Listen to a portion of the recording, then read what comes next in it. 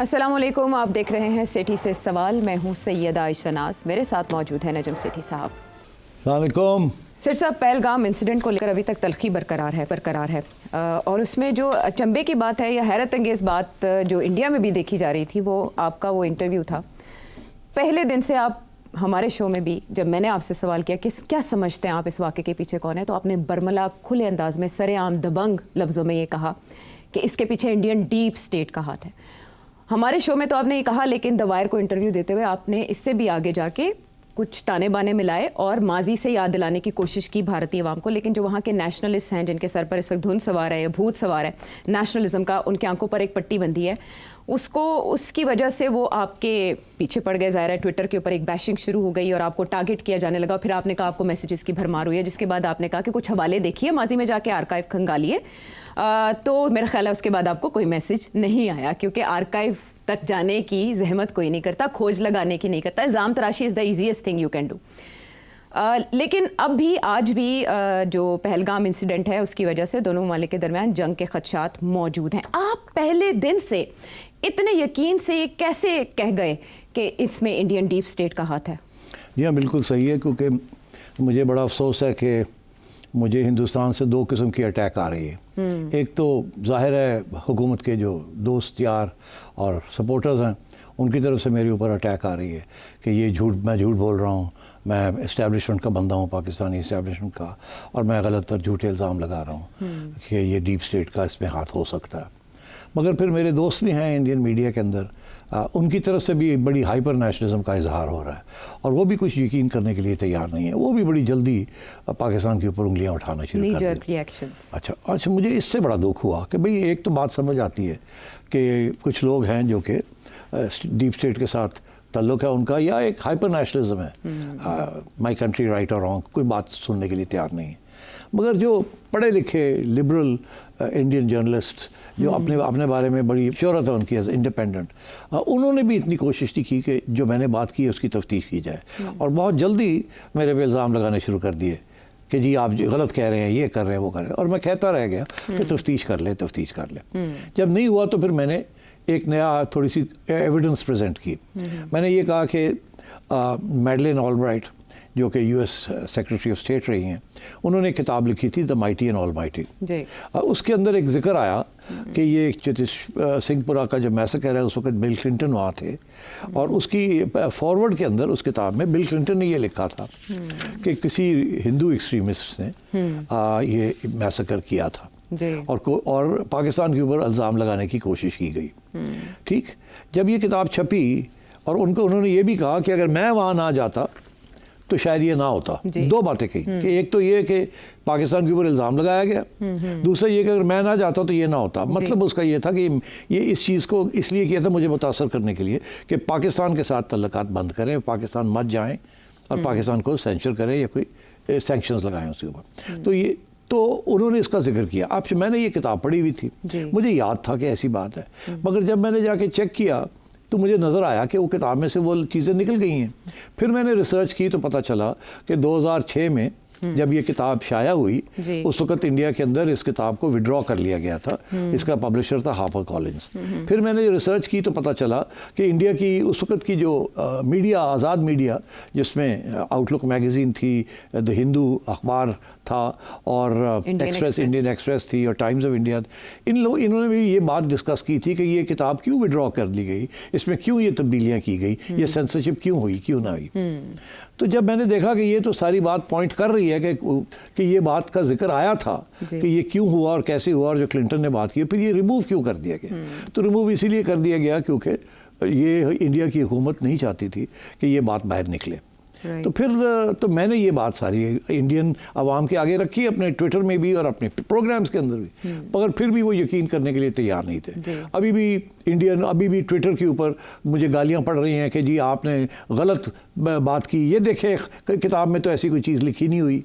और मैं कहता रह गया कि ये किताब वो है जो कि बाद में ठीक करने के बाद जो शाया हुई है, जिससे आप ये दिखा रहे हैं मुझे। जो ओरिजिनल एडिशन थी जी। उसमें कुछ और लिखा हुआ उस था। तक जाएं। हाँ, मगर वहाँ उस तक जाना कोई नहीं चाह रहा था। अच्छा, तो अब सूरत हाल ये है कि मुझे बड़ा दुख हुआ कि इतनी भी इन्वेस्टिगेशन वहाँ नहीं हो रही कि ये हकीकत चित्ती सिंहपुरा की जाए, क्योंकि मैं उसको लिंक करना चाह रहा था इंडियन डीप स्टेट का हाथ टुडे। आज भी उसी किस्म की, मेरा ख्याल है उसी किस्म की कोई चीज़ हुई है, मगर उसके लिए मुझे एविडेंस चाहिए। एविडेंस मिल नहीं रही है अभी, मगर मेरे लिए ये इंपॉर्टेंट था टू प्रूव कि इस किस्म की चीज़ पहले हुई है जिसकी एविडेंस है जी। और इंडिया के मीडिया मानने के लिए तैयार नहीं है कि ऐसी चीज़ हुई या उसके कोई एविडेंस है। तो मैंने फिर ये एविडेंस पहले मैंने ये प्रेजेंट की, वो किताब के बारे में बताया, वो भी मानने के लिए तैयार नहीं। अब मेरे पास एक नई एविडेंस है, एविडेंस तो पुरानी है मगर पूरी कहानी देने का मौका आ गया है। मेरा ख्याल है कि आप ऐसे करें कि ये दिखा दें सबको कि हिंदुस्तान के अंदर इंडिया की अपना मीडिया और इंडिया के अपने आर्मी जनरल जिन्होंने इन्वेस्टिगेट किया था चित्ती सिंहपुरा का मैसेकर और रिपोर्ट लिखी थी, और उसके बाद वो रिपोर्ट के अंदर क्या उन्होंने लिखा था, तो वो आज मेरा ख्याल है कि वो आप इसको दिखा दें। वो जो इंटरव्यू है जनरल गिल की, जिसके अंदर सारी बात वाज़ेह हो जाएगी कि उस वक्त क्या हुआ था, और मेरा जो पॉइंट है, मौक़िफ़ जो है वो प्रूव हो जाएगा कि इसी किस्म की इंक्वायरी की ज़रूरत है अब भी, जो कि इंडियन हुकूमत शायद करने से कतरा रही है। और पाकिस्तान का ये जो डिमांड है कि इंक्वायरी होनी चाहिए, और इंडियन मीडिया कहता है हम नहीं इंक्वायरी करेंगे, हमें कोई ज़रूरत नहीं इंक्वायरी करने की, क्योंकि हर इंक्वायरी तो पाकिस्तान मानता ही नहीं है किसी इंक्वायरी की रिपोर्ट। तो मैं इसीलिए ये कह रहा हूँ कि इंटरनेशनल इंक्वायरी की जाए। उस वक्त भी एक इंक्वायरी हुई थी, इंडियन फ़ौज ने खुद की थी, और उस फ़ौज को हेल्प किया था इंटरनेशनल ह्यूमन राइट्स वॉच वालों ने। अब बात यह है कि मैं चाह रहा हूँ कि आप मेहरबानी करके वो 5 मिनट का क्लिप है जो इंटरव्यू है जनरल गिल की, वो आप दिखा दें। उसके बाद मैं आपको बताऊंगा कि क्या ताल्लुक है इस इंटरव्यू का और इसके अंदर जो बात की गई है विद आज के जो सूरत हाल है। ठीक है सिर साहब, बहुत अच्छी आपने तमहीद बांधी इस इंटरव्यू की, और ये इंटरव्यू इस लिहाज से भी अहम है कि उसके ताने बाने आज के वाक़े से भी मिलते हैं, और इससे आप अंदाज़ा भी लगा सकते हैं कि ये सब चीज़ें रिकॉर्ड पर मौजूद हैं जो हम दिखाने जा रहे हैं।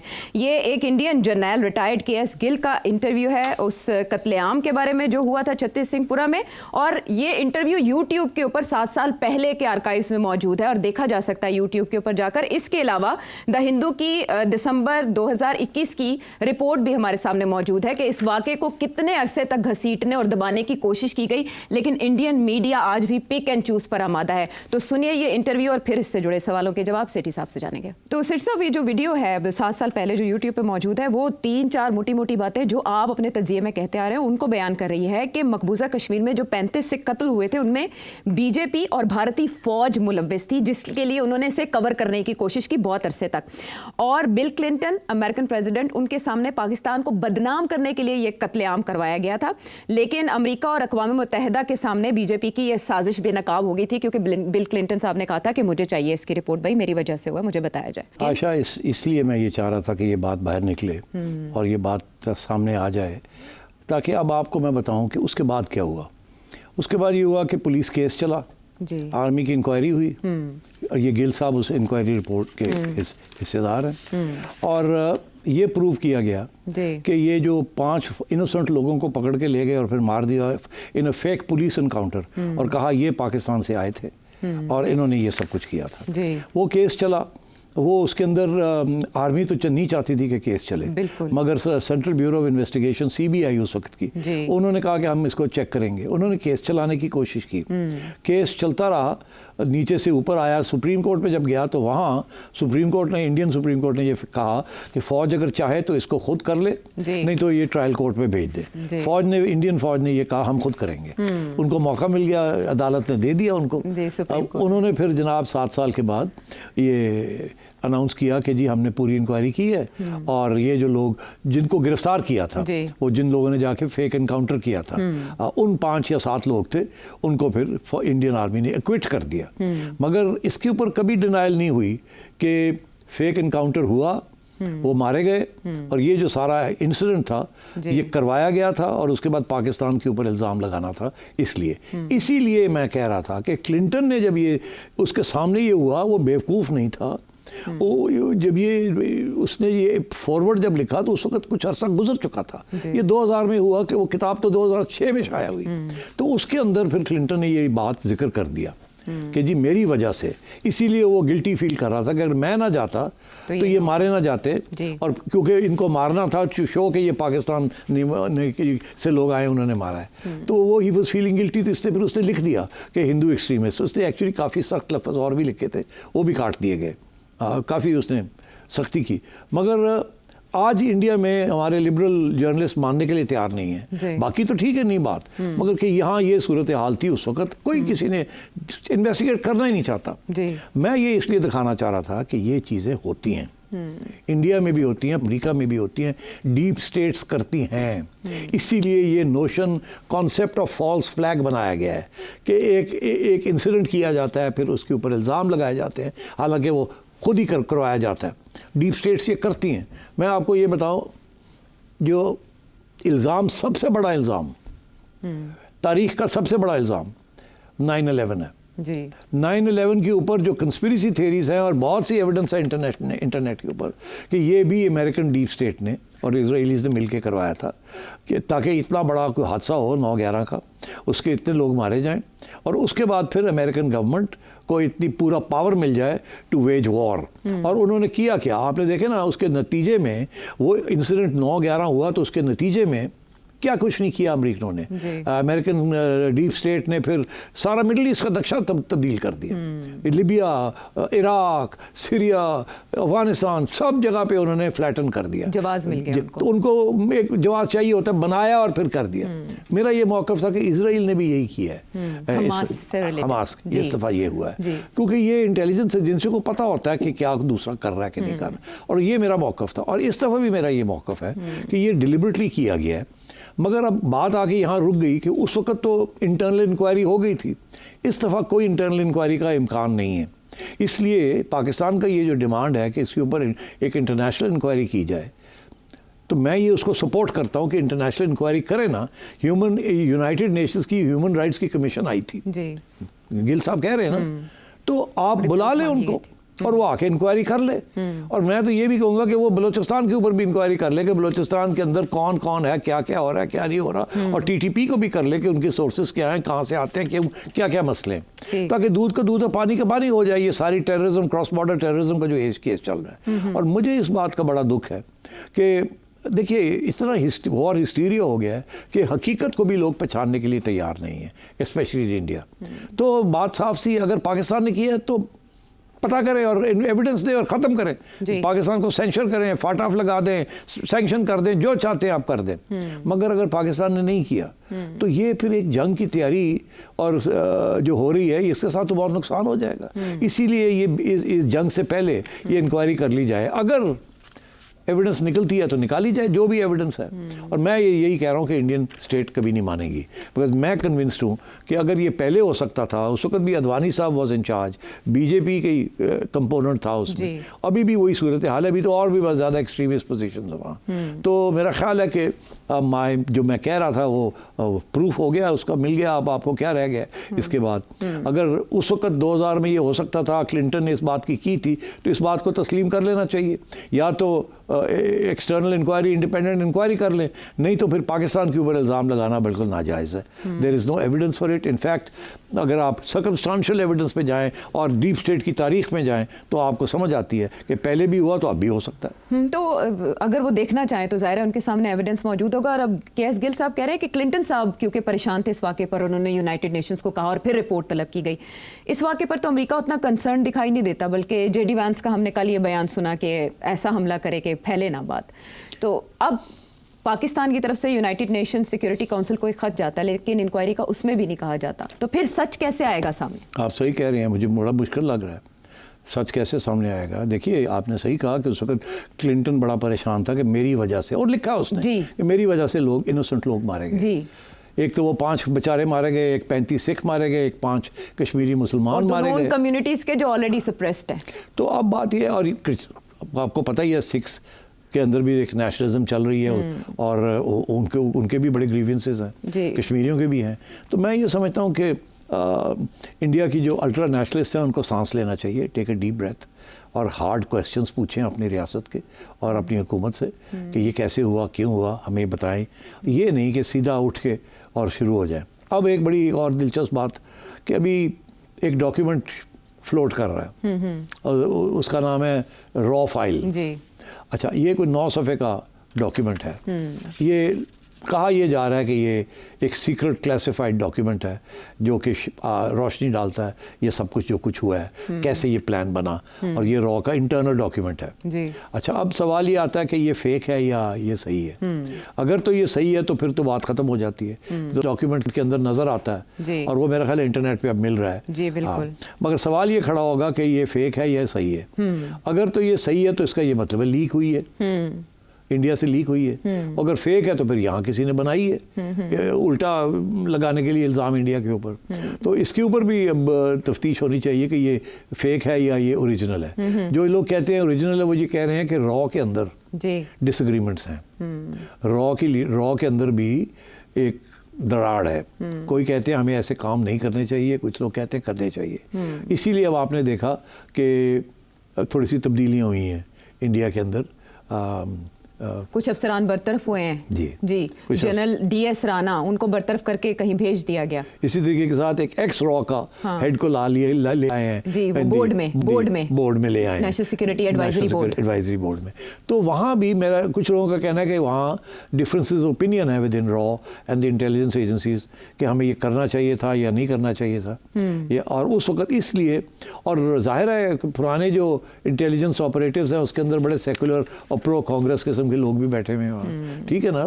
वो तो नीचे के लोग होते हैं ना, वो तो नहीं तब्दील होते, तब्दील तो ऊपर वाले लोग होते हैं जबकि कोई नई गवर्नमेंट आती है तो वो तो परमानेंट करियर सिविल सर्वेंट्स होते हैं, लोग मीडियम लेवल के। तो ये कहा जा रहा है कि उन्होंने ये डॉक्यूमेंट लीक किया है, ये डॉक्यूमेंट उन्होंने लीक किया है। और मगर दूसरी तरफ ये इंडिया वाले यही कहेंगे कि ये तो पाकिस्तान ने खुद ही बनाया। ये मैं आपको दिखाऊं, ये है वो डॉक्यूमेंट जो इस वक्त ये बड़ा डिटेल में है, ये मेरा ख्याल है इंटरनेट पे अवेलेबल है, जो पढ़ना चाहें पढ़ लें, अपना फैसला कर लें कि ये जेन्युइन है या ये फेक है, वी डोंट नो।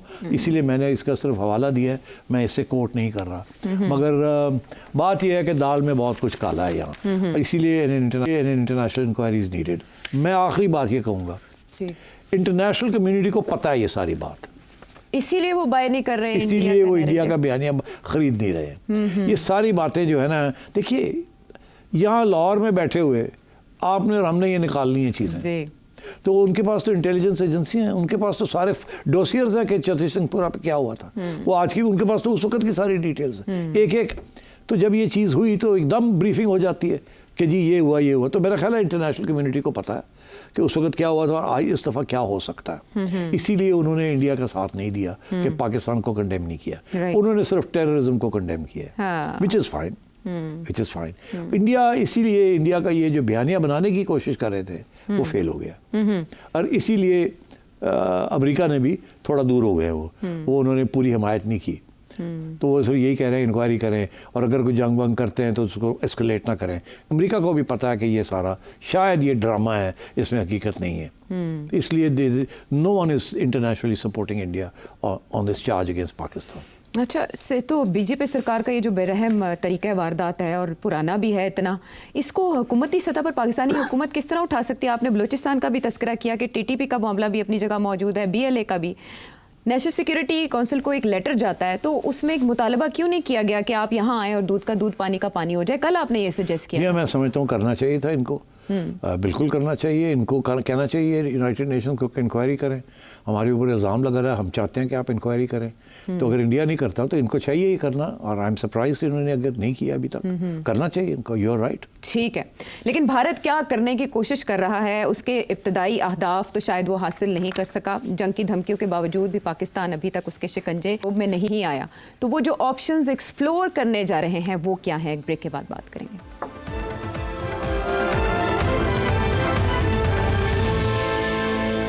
शो में साथ देने का शुक्रिया। कल 2 ऑप्शंस पे हमने बात की जो इंडियन अखबारों में बड़ी हाईलाइटेड छपी के 2 फाइनेंशियल स्ट्राइक्स इंडिया करने का इरादा रखता है। आपने दोनों को धो दिया था।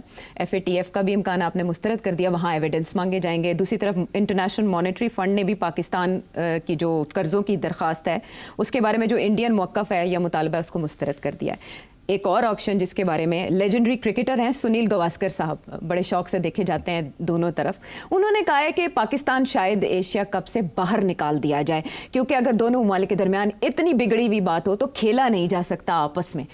तो यानी पाकिस्तान को इस तरह से आइसोलेट कर दिया जाए हर मैदान में, यही टारगेट है इंडिया का। देखिए, गावस्कर साहब ने शायद थोड़ा सा मुख्तलिफ बयान दिया है। मेरा ख्याल है जो उन्होंने कहा है कि शायद पाकिस्तान को निकाल ना दिया जाए वो मुश्किल हो जाएगा, शायद एशिया क्रिकेट काउंसिल को डिसबैंड ही कर दिया जाए। वो उसने ये खदशा का इजहार किया है। अब बड़ी इंटरेस्टिंग बात यह है कि इस साल एशिया कप जो है वो इंडिया और श्रीलंका में होना है। तो देखिए ना, अब ACC के चेयरमैन इस दफ़ा रोटेशन के बाद PCB को मिला है, तो मोहसिन नकवी साहब क्योंकि चेयरमैन PCB हैं तो वो अब chairman of Asian cricket council भी बन गए, अप्रैल में बने हैं वो। तो उनका कोई रोल नहीं होगा? अब सोचिए ना, देखिए क्या होगा। पहली बात तो ये है कि अब मीटिंग कॉल करनी है। मीटिंग से पहले इंडिया ने सारे जो एशियन क्रिकेट काउंसिल के जो मेंबर्स हैं उनसे बात कर ली होगी। अच्छा। उनसे ये कहेंगे जी कि इसको डिसबैंड करें, हम नहीं खेलते, अब नहीं खेलते, हम पाकिस्तान मानते नहीं, इसको ख़त्म करें। इसीलिए गावस्कर ने कहा डिसबैंड कर देंगे। पाकिस्तान को आउट नहीं कर सकते, डिसबैंड कर सकते। अब पहले कोशिश करेंगे कि टेररिज्म का चार्ज लगा के आउट करें, निकालें। वो बड़ा मुश्किल हो जाएगा। फिर डिसबैंड कर देंगे। मेजॉरिटी जो आके कहेगी जी हम इसको ख़त्म करें, ये लड़ाई झगड़े हो रहे हैं, ये है वो है, तो फिर पाकिस्तान क्या करेगा?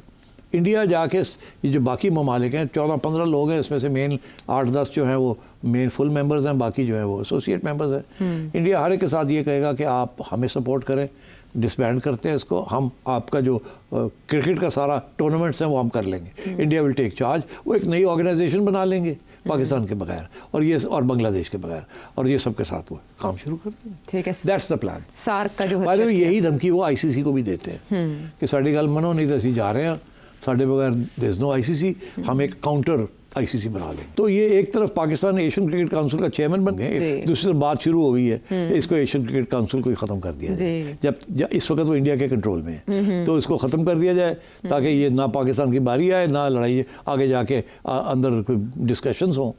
और सबसे इम्पोर्टेंट बात यह है कि पहले ऐसे था कि पाकिस्तान आइसोलेट होता था, एक तरफ पाकिस्तान था, दूसरी तरफ इंडिया, इंडिया के साथ श्रीलंका, इंडिया के साथ बांग्लादेश और बाकी सारे।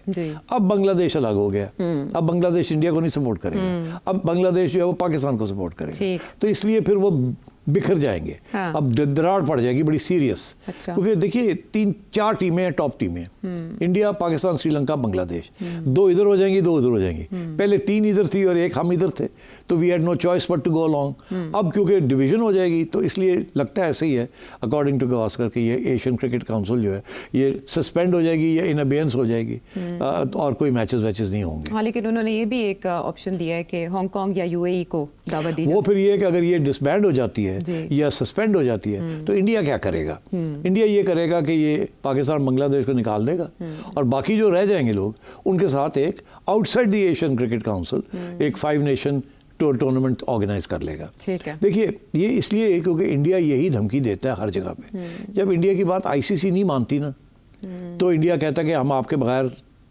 अपने क्रिकेट चला लेंगे। जैसे उन्होंने IPL चला ली और IPL में उन्होंने पाकिस्तान के प्लेयर्स भी बैन कर दिए, और यहाँ तक कि उन्होंने हर क्रिकेटिंग कंट्री को कहा कि जब IPL हो रही हो कोई और मैचेस कोई भी आपस में नहीं खेलेंगे, सारे प्लेयर्स अवेलेबल होंगे। इतना उनका पावर है कि सारे India, Australia, England, south Africa, सारे न्यूजीलैंड सब बैठ गए।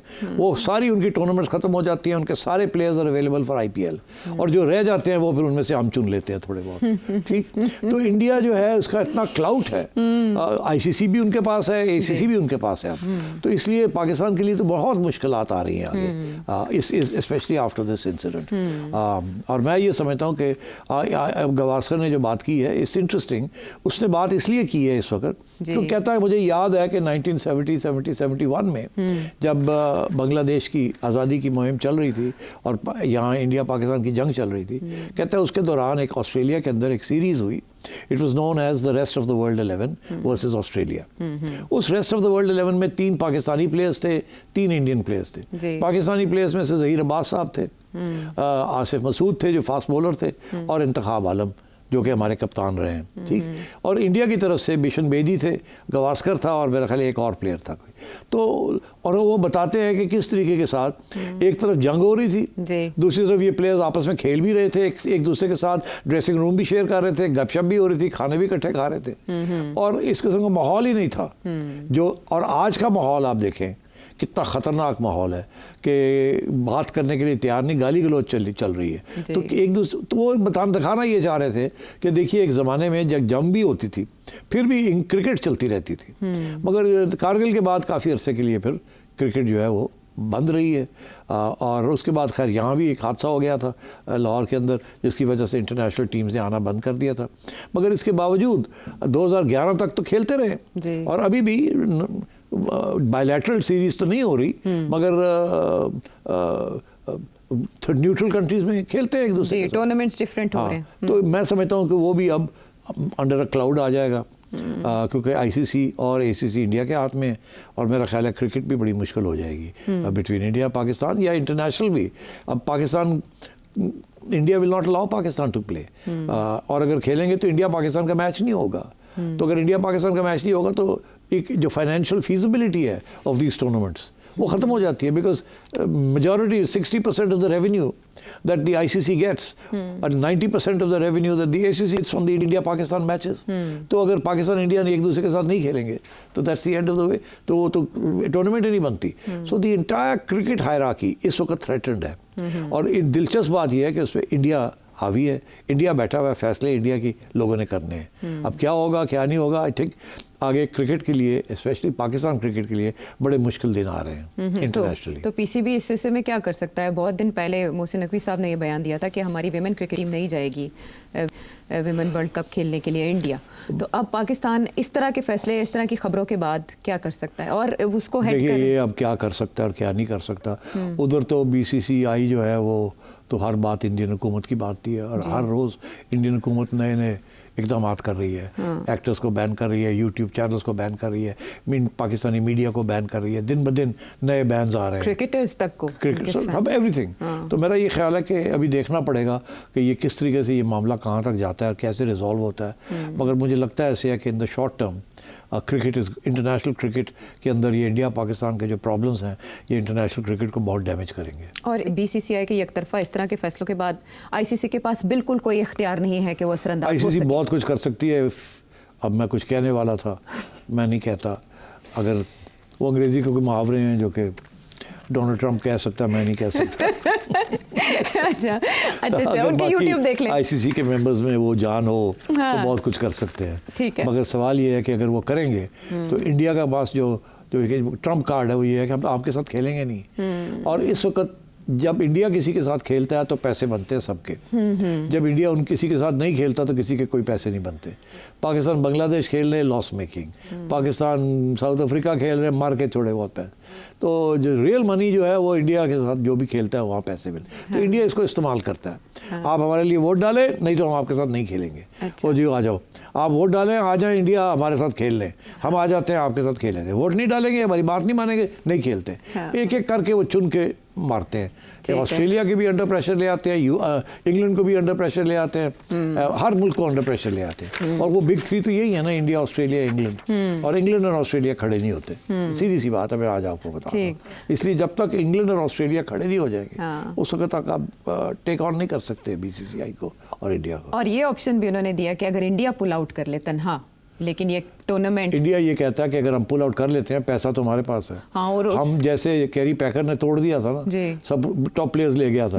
इंडिया कहता है हम आपकी टीमें तोड़ देंगे, हम तो आपके टॉप प्लेयर्स खरीद लेंगे। अब मुझे बताएं, एक नॉर्मल प्लेयर है वो साल में पाकिस्तान में 2, 3, 4 करोड़ 5 करोड़ रुपया बना लेता है। जब वो इंटरनेशनल टूर्नामेंट्स में जाता है तो 10 करोड़ हो जाता है। इसी तरीके के साथ UK और ऑस्ट्रेलिया के जो प्लेयर्स हैं वो जब इंडिया के साथ खेलते हैं तो लंबे पैसे बनते हैं। जब ICC टूर्नामेंट में खेलते हैं जिसमें इंडिया होता है तो लंबे पैसे बनते हैं। तो अब बात यह है कि क्या करेंगे। अब देखिए PSL बेचारा $2-2.5 लाख देता है कि आ जाए खेल लें हमसे। इंडिया देता है 2 मिलियन, 3 मिलियन, 4 मिलियन। अब आप सोच लें 10 टाइम्स। तो वो बंदा तो एक दफ़ा IPL में जाके खेल ले तो आप समझे कि 5 साल के लिए तो वो सेट हो गया, तो वो हर साल खेलना चाहते हैं। तो ये तो मनी मेकिंग स्कीम है। और अभी लेटेस्ट जो मैं आपको बताऊं, इंडिया IPL वाले सोच रहे हैं कि ये जो टीम्स बढ़ाई जाएं और भी इसको बड़ा किया जाए IPL को, और इतना बड़ा किया जाए कि बाकी सारी लीग्स ही फारग हो जाएं। तो इंडिया तो बिल्कुल वही डोमिनेशन उसकी अप्रोच है, हेजेमोनिक एंड डोमिनेशन, और क्रिकेट के अंदर बड़ी वाज़ेह तौर पे वो करता है और आगे भी करेगा। ठीक है, वो तमाम ऑप्शन ज़रूर कार ला रहे हैं जिससे वो पाकिस्तान को अंडर प्रेशर ला सकें। हवाले से स्ट्रेटजी तरतीब देने की ज़रूरत है बिफोर टाइम। वापस आते हैं एक ब्रेक के बाद।